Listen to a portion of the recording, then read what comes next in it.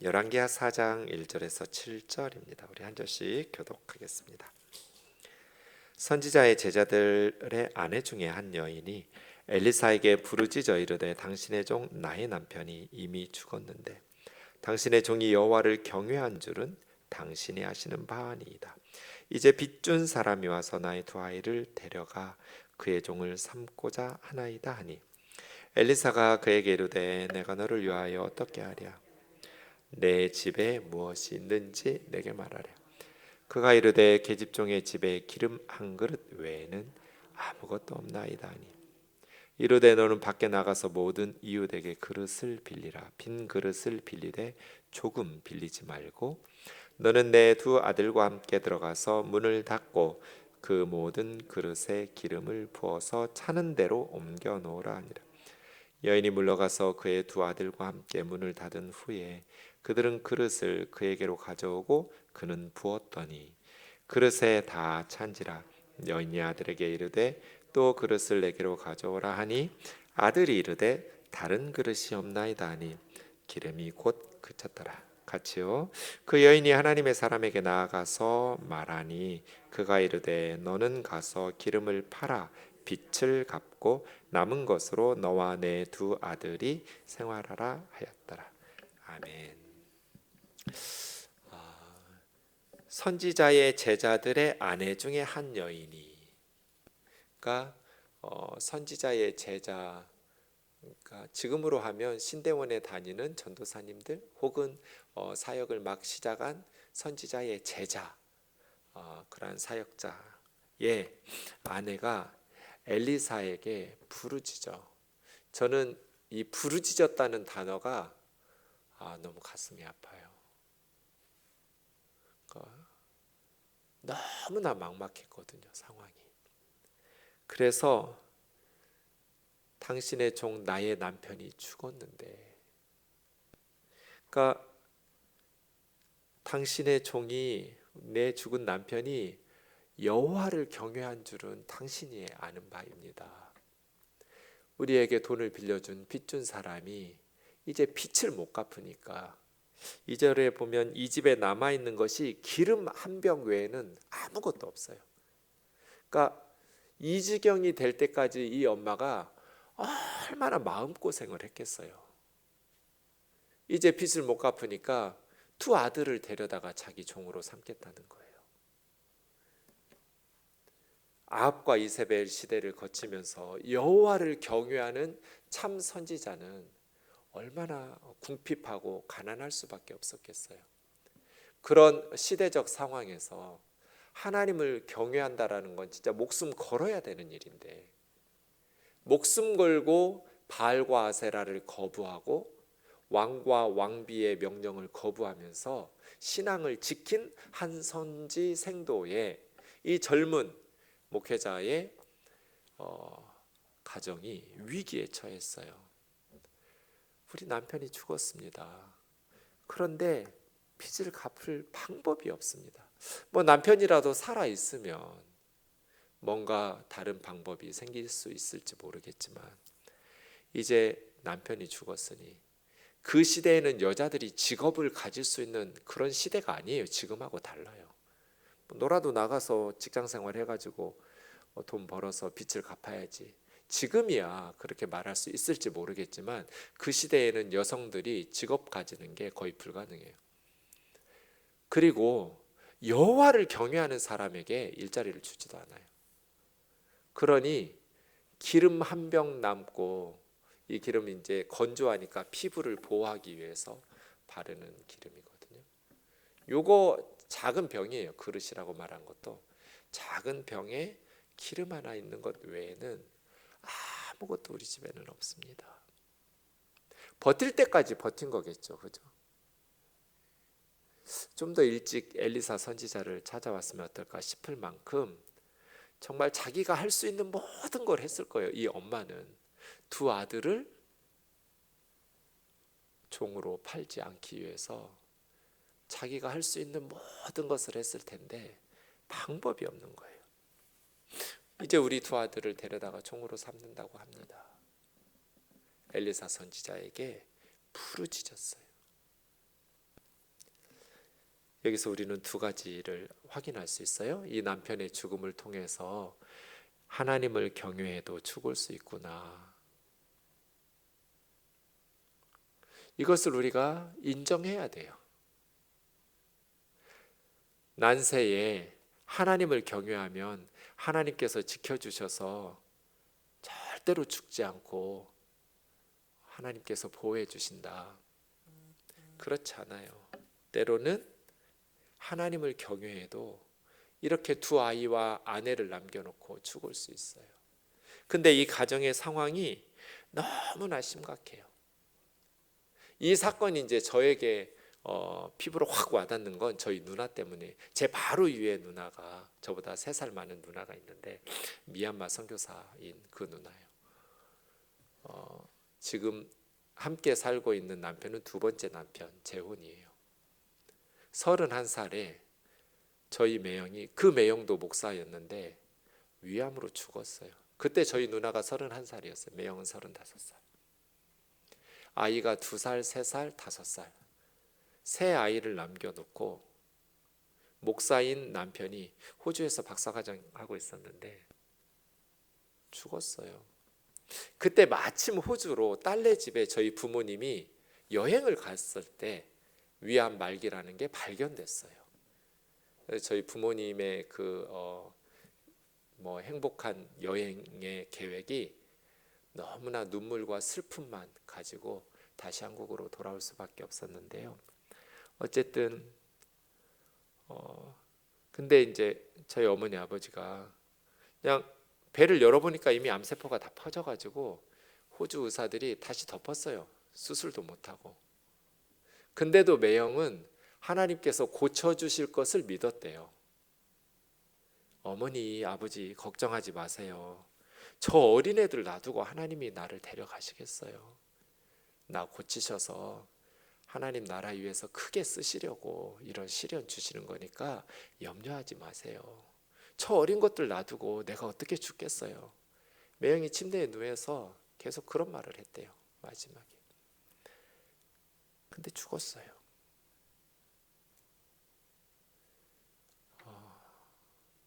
그래서 이 열왕기하 4장의 말씀을 보면 우리 누나 생각이 나요. 얼마나 막막했을까. 제가 늘 말하잖아요. 누군가가 죽어야 됐다면, 목사 하나가 죽어야 됐다면 우리 매형이 살고 내가 죽는 게 한국 교회를 위해서 훨씬 유익했을 거다.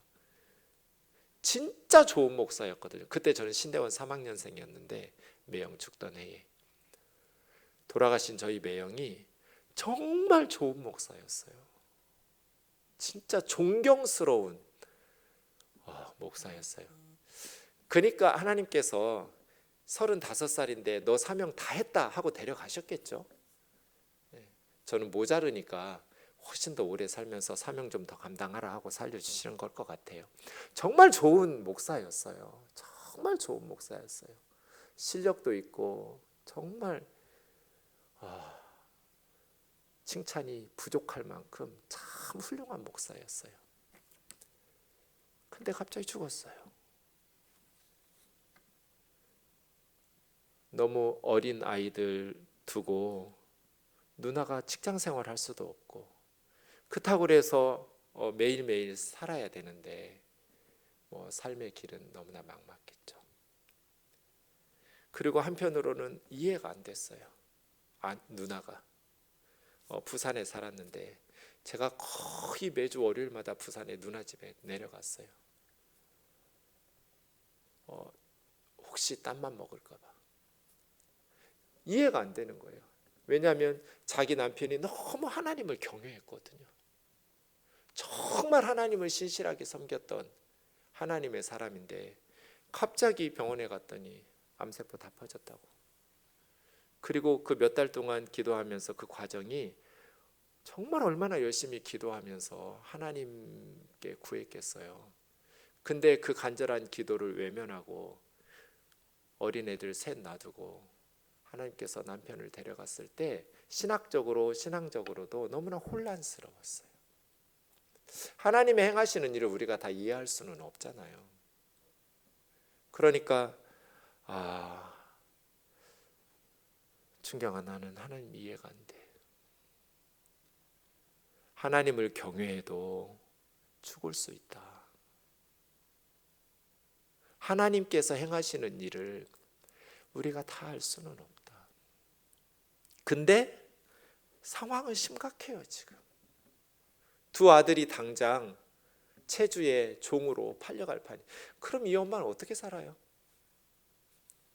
물론 희년이 되면 돌아오거나 6년 몸종으로 종으로 있다가 7년째 풀려날 텐데, 아합과 이세벨 시대에 이미 이스라엘은 희년법은 사라져 버려요. 아합이 나봇의 포도원 사건이 희년을 폐지시킨 사건이거든요.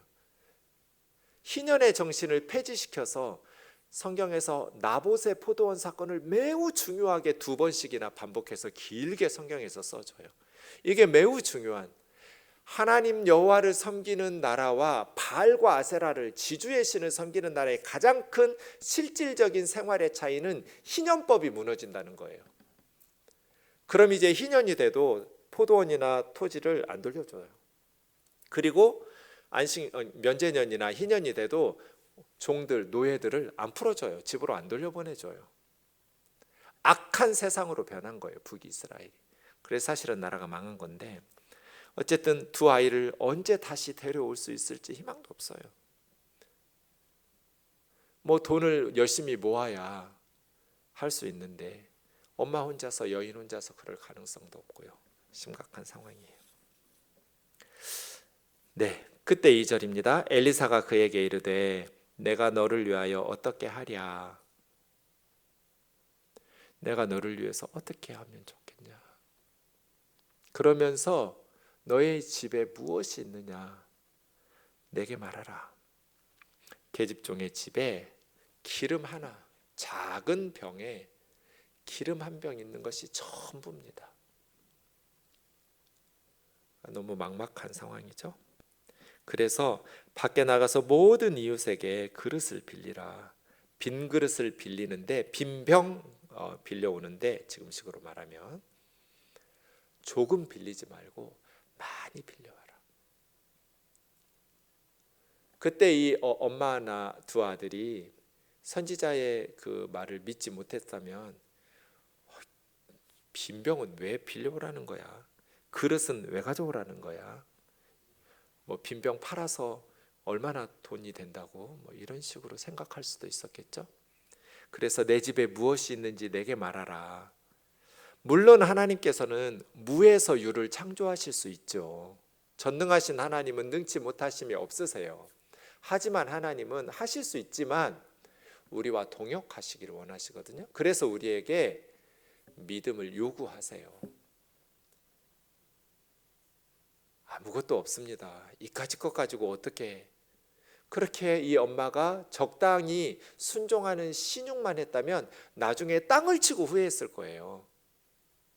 하나라도 더 빈 그릇을, 빈 병을 빌려왔다면, 최선을 다해서 했다면 나중에 정말 잘했다고 했을 거예요. 그런데 지금 당장에 기름 작은 병에 하나가 전부이고 당장에 빚을 갚지 못해가지고 우리 두 아들이 종으로 팔려가게 생긴 마당에 빈 그릇 빌려오라는 게 이게 말이 돼, 상식적으로? 라고 생각하고 믿음 없이 대충 신용만 했다면 어려움에서 벗어나지 못했을 거예요. 그래서예요, 여러분. 믿음은 우리의 상식을 초월해요. 하나님께서 우리에게 요구하시는 그 믿음은 세상 사람들의 상식을 초월할 때가 많아요. 그래서 하나님의 말씀에 온전히 순종하고 최선을 다해서 순종하는 것이 필요해요. 이까짓 것 한다고 무슨 도움이 돼서 그렇게 생각하면 후회할 거예요. 그래서 하나님께서 말씀하실 때 우리에게 너의 가진 것을 드리라고 그래요. 오병이어, 이게 딱 구약판 오병이어고 사르밧 과부 자기 스승 엘리야가 했던 것처럼 똑같은 상황이거든요. 사르밧 과부도 마지막 떡 구워 먹고 죽으려고 한다고 아이하고 흉년 끝날 때까지 엘리야 선지자와 함께 살아남았잖아요. 그 사건과 이 4장의 엘리사 선지자의 과부의 사건이 구약판 오병이어 사건이에요. 마르지 않고 떨어지지 않는 거잖아요. 사르밧 과부도 그래서 살아남았고, 이 선지자의 제자의 두 아이와 아내도 그렇게 마르지 않는 계속해서 기름이 생산되면서 오병이어 같이요. 근데 똑같아요. 사르밧 과부도 그랬고, 이 선지자의 제자의 아내도 그랬고, 예수님의 제자들도 사실은 5,000명이 넘는 이 사람들에게 보리떡 5개, 물고기 2마리로 이걸로 뭘 하겠습니까? 그런데도 주님은 너희가 가진 것 가져와 하고 요구하시잖아요.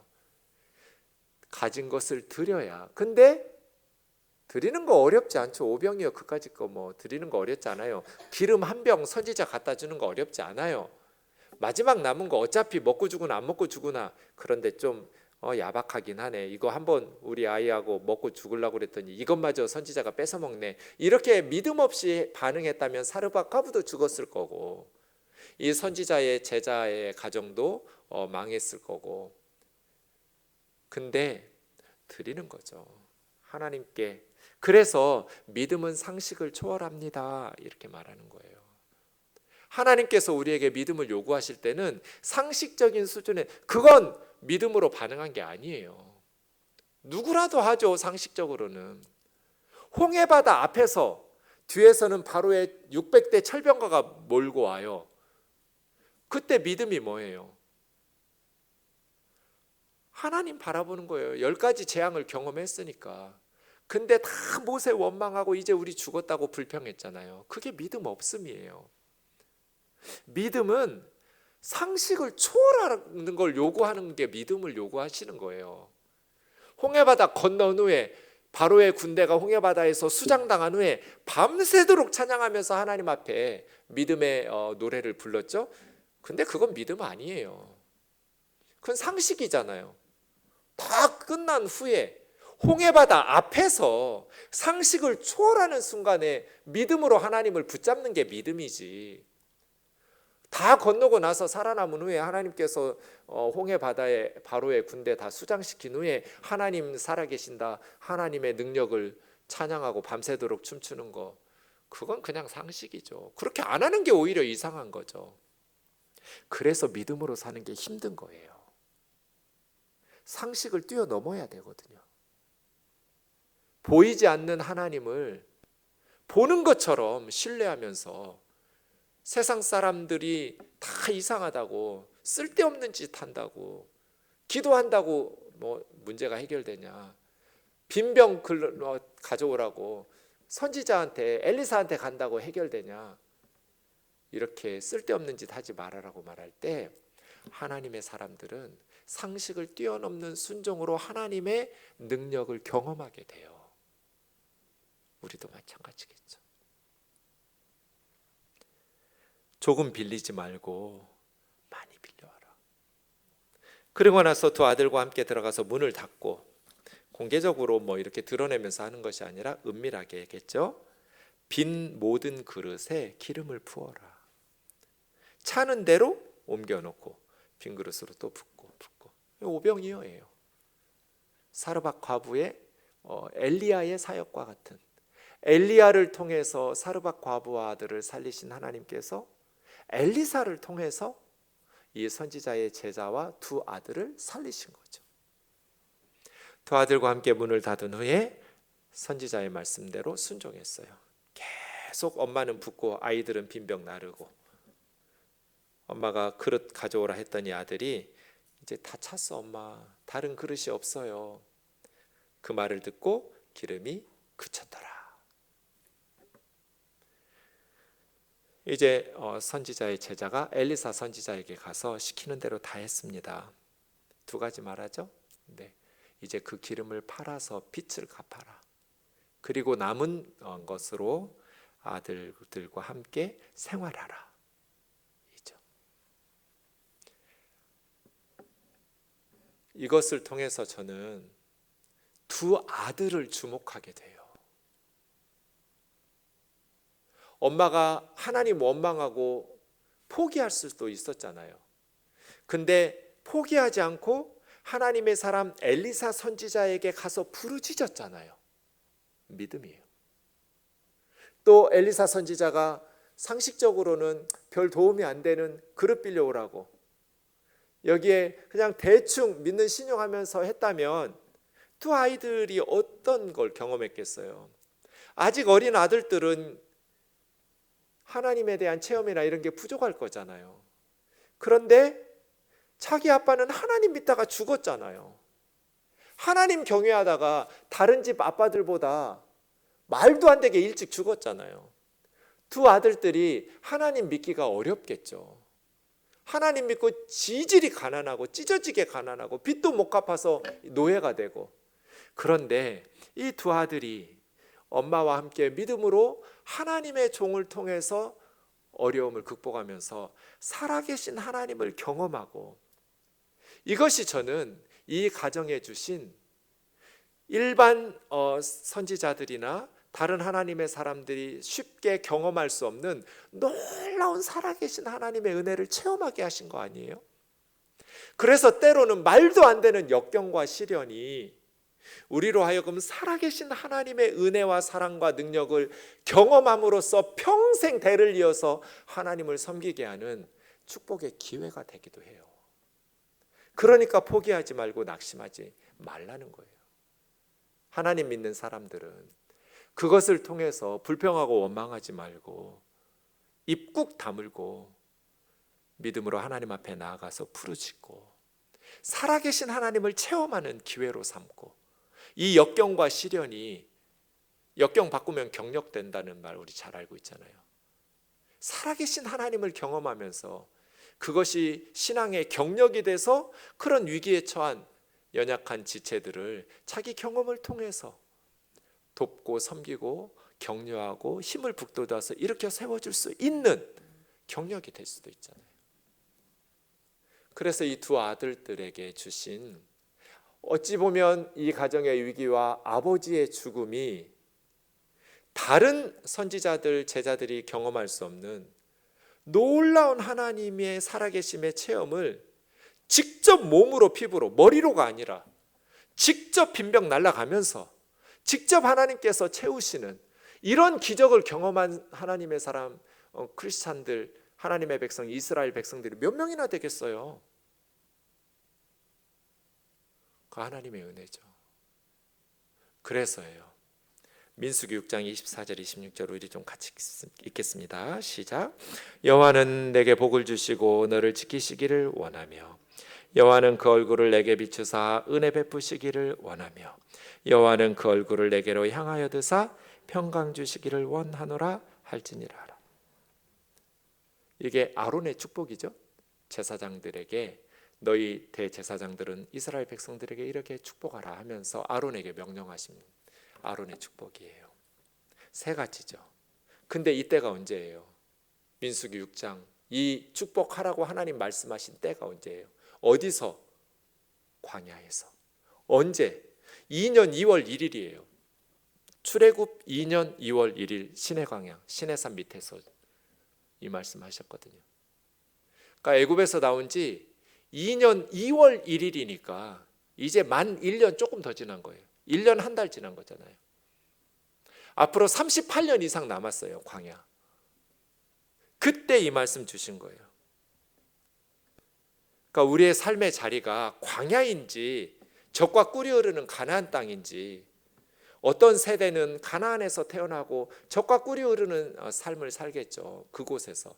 그러나 어떤 세대는 광야 같은 가도 가도 모래밖에 보이지 않는 정말 사람 살기 힘든 광야에서 태어난 세대들도 있죠. 하지만 우리의 삶의 자리가 어디든지 세 가지. 여호와는 내게 복을 주셔서 너를 지키시기를 원하며, 여호와는 그 얼굴을 내게 비추셔서 너에게 은혜 베푸시기를 원하며, 여호와는 그 얼굴을 내게로 향하여 드셔서 너희에게 샬롬, 평강 주시기를 원하노라. 세 가지 축복이죠. 하나님이 지켜주시기를, 은혜 베풀어 주시기를, 평강 주시기를. 이 세 가지 축복이 우리에게도 광야 같은 세상을 살아가는 정말 절망적인 상황 속에서도 우리에게 복을 주시고, 복을 주셨는데 무슨 광야, 가도 가도 끝이 없는 이 광야 언제 끝날지 모르는, 여기서 40년을 살게 하셔? 세대마다 상황이 달라요. 사람마다, 가정마다 처한 상황은 달라요. 어떤 사람은 광야 같은, 어떤 사람은 좀 더 나은 형편에서. 그러나 광야를 살아가야 될 하나님의 백성들에게 하나님께서는 내가 지켜줄 거야, 내가 자격 없는 너희에게 은혜를 베풀어 줄 거야, 내가 너희에게 평화를 줄 거야, 평강 줄 거야. 아로나, 내 이름으로 내 백성 이스라엘을 빌어라, 축복해라. 이 하나님의 축복을 받아 누리는 저와 여러분 되기를 주의 이름으로 축원합니다. 자, 이제 30년이 지났습니다. 저희 매형 죽은 지. 우리 누나 어떻게 되었을까요? 그 3명의 자녀들, 2살, 3살, 5살, 그 조카들 어떻게 됐을까요? 하나님이 지키셨어요. 셋 다 결혼했어요. 이제는 하나는 의사가 되었고, 둘은 호주에서 아주 좋은 직장 다니면서, 미얀마에서 가난하게 학교 다녔는데 그 다음에 대학은 호주에서 장학금 받아가면서 공부하고, 그렇게 해서 부모 지원이 없었는데도 자기들 힘으로. 그 다음에 그때 몇 년 후에 돌아가신 매형의 신대원 친구가 총각이 있었는데, 내 친구가 이 세 아이를 나에게 맡기고 죽었다라고 해석했어요. 저희 가정을 보면서. 여러분 아들이 그렇게 애 셋 딸린 과부하고 결혼한다고 그러면 여러분은 허락하시겠어요? 저라도 안 할 것 같아요. 쉽지 않을 것 같아요. 우리 아들은 총각인데, 그것도 박사인데, 목사이고 박사인 잘나디 잘난 우리 아들이 애 셋 딸린 과부하고 결혼하겠다고 하니까 어느 부모가 좋아하겠어요? 근데 믿음이 있으니까 가능한 거예요. 그 가정도 신앙이 있으니까. 그래서 결혼하고 그 사이에 또 딸을 낳아서 애가 넷이 되었거든요. 미얀마에서 선교 열심히 하다가 지금은 이제 고신측 선교회 본부장이 돼서 지난달에 전 세계를 돌아다니면서 선교사들을 격려하고 세우고 훈련하고, 지난달부터 그렇게 시작했어요. 근데 그 아이들 넷이 다 잘 됐어요. 의사도 되고 국제 변호사도 되고, 세상적으로도 잘 됐지만 믿음은 더 예뻐요. 살아계신 하나님을 경험했거든요. 선교지에서 자랐거든요. 복음 전하면서 엄마 아빠랑 같이 선교적인 삶을 살았거든요. 찢어지게 가난하게 고생하면서 미얀마에서 살았는데 하나님이 책임지시는 것들을 애들이 경험했잖아요. 그러니까 세상적으로도 영적으로도, 저는 딱 민수기 6장처럼 하나님 하셨어요. 지키셨어요. 은혜 베푸셨어요. 평강 주셨어요. 우리 아이들이 우울하게 살지 않았어요. 조카들이 그냥 하나님의 은혜로 잘 이겨냈어요. 아이들 어릴 때 그 셋이 위에 세 녀석이 지들끼리 방에서 무슨 얘기하다가 제가 문을 열고 딱 들어갔는데, 저희 집에 왔을 때 갑자기 침묵. 애들이 깜짝 놀랐어요. 제가 노크를 안 해가지고. 근데 얼핏 문 열면서 들었는데 새아빠는 성이 조 씨예요. 근데 돌아가신 아빠는 정 씨예요. 아이들 성이 바뀌었잖아요. 엄마가 재혼했으니까. 근데 죽은 아빠 성으로 지들끼리 불렀고 놀았던 거예요. 정태신, 정지선 이런 식으로. 조태신, 다 조태준으로 다 바뀌었는데, 그런데 외삼촌이 갑자기 놓고도 않고 지들 방에 들어와서 깜짝 놀란 거예요. 그래서 내가 물었어요. 아빠 생각나냐? 죽은 니네 아빠 생각나냐? 위에 두 아이들은 생각이 난대요. 근데 막내가 울어요. 삼촌, 나는 아빠가 생각이 안 나.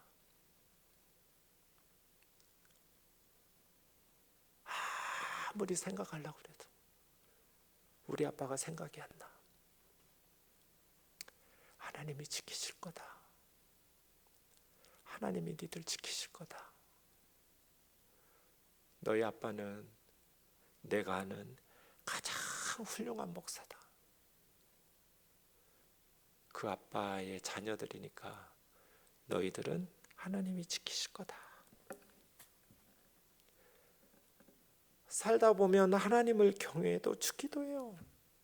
이해할 수 없는 실패를 경험하기도 해요. 그러나 광야 같은 우리 인생길에 여호와는 너에게 복을 주시고 너를 지키실 거다. 얼굴을 내게로 향하여서 은혜 베풀어 주실 거다. 얼굴을 내게로 향하여 두셔서, 이건 하나님이 아래에서 우리를 떠받들고 있다는 뜻이거든요. 평강 샬롬을 주실 것이다. 이 신앙교육을 우리 아이들에게 해야 되고, 이 믿음으로 우리가 험한 세상을 승리할 수 있기를 주의 이름으로 축원합니다.